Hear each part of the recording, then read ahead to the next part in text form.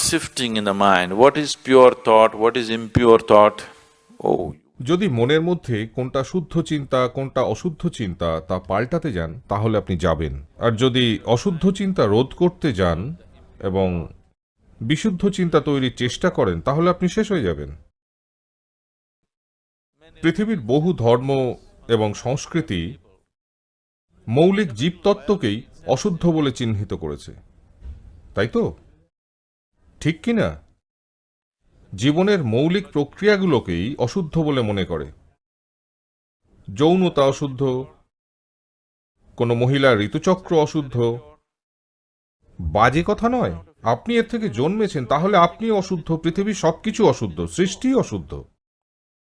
চাইলে শব্দটা ব্যবহার করতে পারেন, কিন্তু কোনটা শুদ্ধ অশুদ্ধ সেটা ঠিক করার আপনি কে? জীবন এভাবেই তৈরি, তাই না? সুতরাং কোনটা শুদ্ধ কোনটা অশুদ্ধ এই কুসংস্কার মনুষ্যত্বকে জঘন্যভাবে ধ্বংস করেছে। শুদ্ধ চিন্তা আর অশুদ্ধ চিন্তা, আপনি এভাবে যদি যাচাই করতে থাকেন আপনি শেষ।